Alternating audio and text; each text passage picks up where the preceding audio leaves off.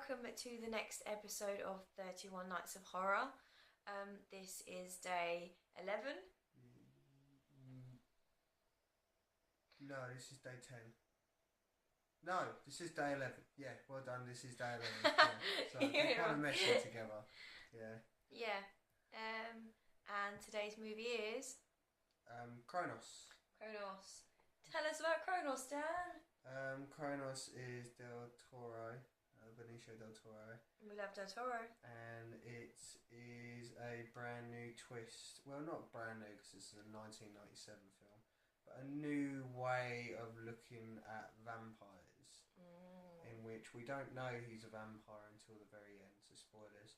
But a antiques dealer gets a statue come in, and he notices there's a cockroach statue, so obviously he opens up the statue and he finds this nice little gold beetle thing, and immediately from picking it up, this beetle attaches it to his hand and starts to drain blood from him.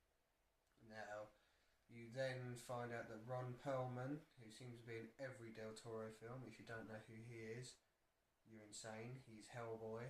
He's awesome. Amazing in everything he does. He's in Sons of Anarchy. He's in Drive. Yeah, he's in Drive. He voice acts for Fallout 3. He does. Yeah, Ron Perlman, you're awesome. But he is working for a man who's dying of cancer, who is looking for this little trinket because apparently it helps you go younger and live forever. And the old man keeps using it, he gets addicted to it. He soon dies by Ron Perlman's hands, but manages to get away, and then that's when we find out that he's a vampire. And he's got this nice little girl, his cute little granddaughter, who sort of looks after him, but he soon drinks the blood of the cancer victim. I think it's cancer he's dying of. He's dying of something. I think I just assumed it was so. cancer. And then he kills Ron Perlman. Because I'm sure he mentions that he had chemotherapy and radiotherapy. Yes, you are right. So yeah, it does say that. Cancer. And then he kills Ron Perlman by lunging off a rooftop, and then the little girl comes along and connects the Cronos little thing to his chest again to bring him back to life. And then the film ends with the little girl being shown to be looking after the old man, as he's just basically a fully formed vampire by this point. Can't go, sleeps during the day, comes out at night, drinks blood. It's weird because he peels his skin off, and he's got like white sort of brand new skin. Yeah, but it's like what you'd slimy. See. Yeah, it's like what you'd see on a zombie sort of thing. The sort of zombie makeup you'd see. It is a brand new twist on vampires. I mean, it's kind of what you'd look at as how maybe the first vampires would have been created. Yeah. Because he hasn't been bitten by a vampire to become a vampire. He was created, wasn't he? He was by this little trinket thing, which trinket's pretty cool. I actually quite like it. It's like a scarab beetle. It's quite pretty. It's meant to have like a little living insect inside it, isn't it? That literally sucks the blood out, which is pretty cool. It's a very slow film. It's very slow. It's lots of it's not a lot of talking in it. It's a lot of sort of visuals and music, and it's very easy. I'm not going to say bored. It's very easy to kind of drift. You're waiting a little bit. You're waiting for the punchline. Yeah. You're waiting for it to get really exciting and epic. And then the punchline kind of happens, but it's not like Lost Boys punchline. Yeah, I guess for a horror film, especially for a vampire film, because I didn't get it was a vampire film till near the end. You're not supposed to. There's a hint of it when the main character starts drinking blood, and there's actually blood. This guy has a nosebleed in like a club, and there's some blood left like on the gents' floor, and that's how desperate he is. He licks the blood up from the gents' bathroom floor, and that was kind of the only hint I saw. Maybe that I should have got. You had that moment where he was looking at the raw meat, wasn't he?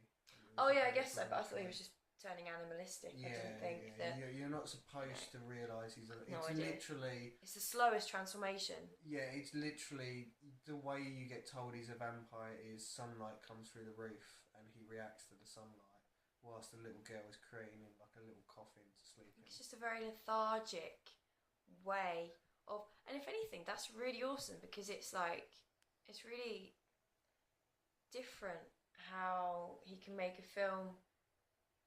It's just a lot of vampire movies are very glamorous, aren't they? And this was quite lonely, I thought.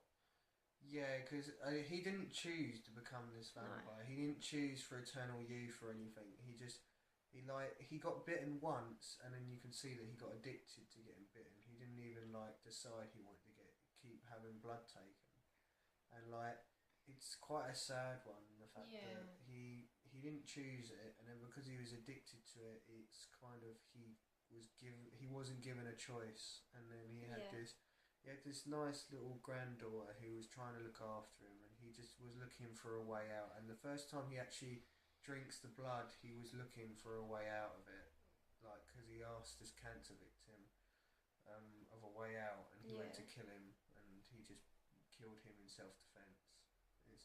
It's a really nicely. I think it's a really nicely shot film. Yeah.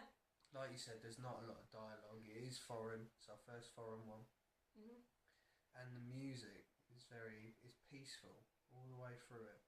Especially as you get to the end, it gets more and more peaceful, which is strange because you'd think it would get bigger and louder, but it was it doesn't end with a big cliffhanger. It ends in a whimper. That's for sure. I think it's sort of. I know it's we've only just switched it off, but it's one of those sort of films that even by the minute is kind of growing on me, because it's stuff that I don't know. It's like the granddaughter, her name's Aurora, and she's lovely, but she's so quiet and timid. And it's like she has this little teddy bear. I don't think she even really speaks. I don't remember her really speaking. No, I think it's just a couple of sort of murmured words. But she looks after this. It's actually called. It's her granddad, I think. No, the thing, the beetle. Oh, the trinket. I don't know what it's called. I don't know. Is that actually called Cronos? I don't know what Cronos. I think it is called Cronos, but we don't hear. It's never called Cronos in the film. I don't know, but the beetle gets kept in her teddy bear sort of thing. And she she pulls out some of the stuffing and just sort of sticks it inside to look after it, and it's just, I don't know, some really nice little moments that are just when he's turning into a vampire, when he first learns that the sun's coming through the roof and that it affects him, and he needs to be out of the sunlight. She clears out the toys from her toy box, doesn't she? Yeah, and gives him a little. Becomes a coffin and gives him a pillow, and it's that's and kind of she sweet. Actually waits next to the coffin, doesn't she, for night time for him to come out. I mean, this is. I don't know whether this is before Pan's Labyrinth. I think it must be. If it's 97, Pan's Labyrinth. Yeah. Pan's Labyrinth was 04 or something. Yeah, it's definitely 2000 something. Yeah, so it's a glimpse at the greatness of Del Toro. Which is kind of nice because obviously we're not going into Pan's Labyrinth, but obviously that's a little girl's story. And Pan's Labyrinth's a beautiful film. It's such a great film. Just beautifully shot. It's so good. This, you start to see a hint of what Del Toro is like, and we obviously get more. I think, although it is slow, it is a very slow film. It's not one that you're going to be getting loads of action. There's hardly any action points. I think it's just one of those ones. A lot like, I think it's on the list. I'm not sure, but a lot like Let the Right One In. Okay.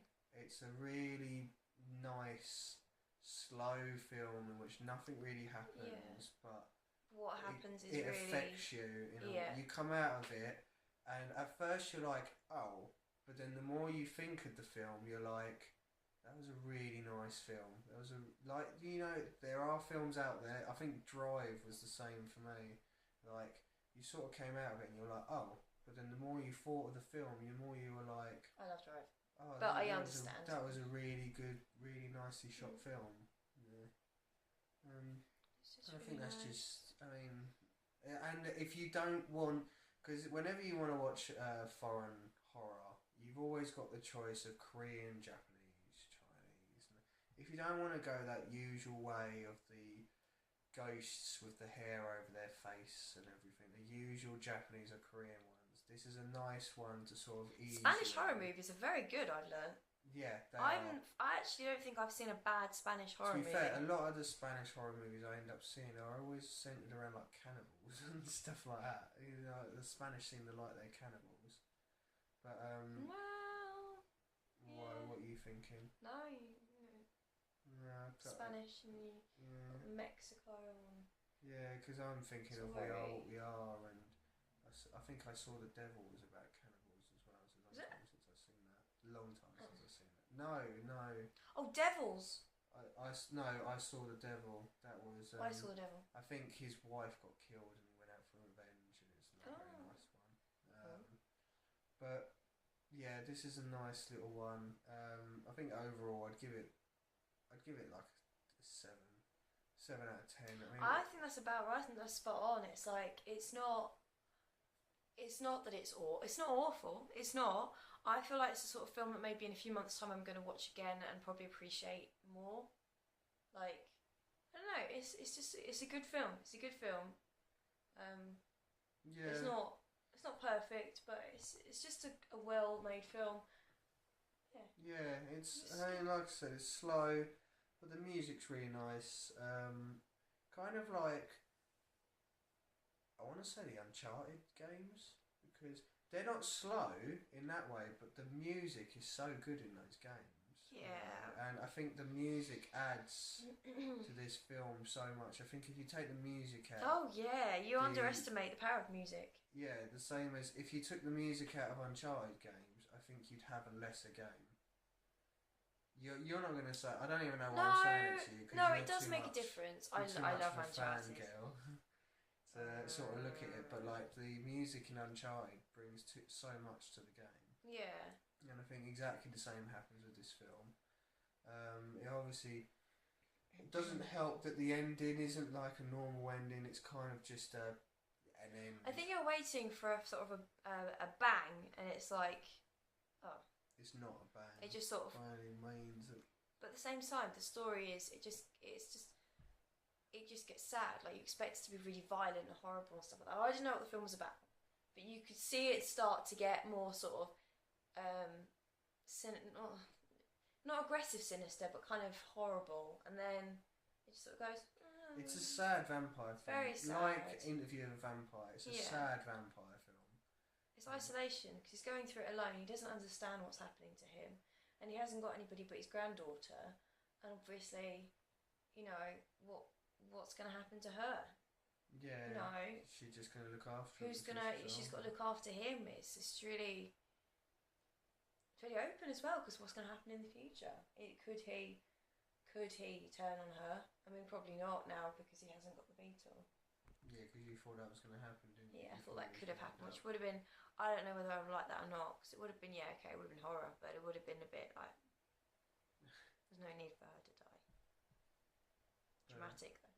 Yeah, no. 7, I think that's about right. I do like this film. I do recommend it to people, but I recommend it to the sort of people that would appreciate it, not the sort of people, aka our friend Tony, who wouldn't like it because not a lot happens. Yeah, some films you appreciate for the way that they've been, written, and the way that they look. And I guess I should have expected that from a Del Toro. Yeah, Del Toro is not like thick and fast. No, not at all. I had no idea what this one was about at all. I mean, he is now. So I enjoyed it. Thanks to Pacific Rim. And maybe Hellboy. Well, from what I've heard from Pacific Rim, he got all of his sort of fireworks out in one film. Yeah. But like Pan's Labyrinth wasn't thick and fast, and Devil's Backbone, I don't know whether you've seen that one. That one's not thick and fast.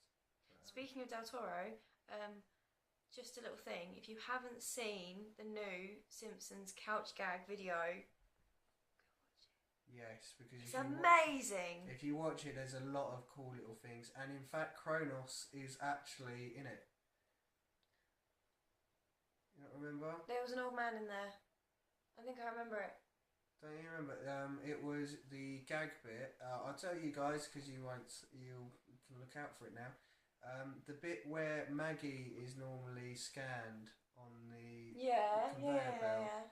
There's the gold trinket on the conveyor belt. Oh yeah! Yeah, so that's Cronos appearing in it. But watch the rest of the gag thing because So good. Del Toro manages to get not only his own films in there, he managed to get nearly every single horror film in there, and he even has like a little bit for your classic horror villains, you know, Frankenstein, Dracula, and all that. So watch it. It kind of goes hand in hand with like our whole series because it kind of nods to so many different horrors. Yeah, you gotta love Brilliant. Del Toro. He's amazing. And it's The Simpsons.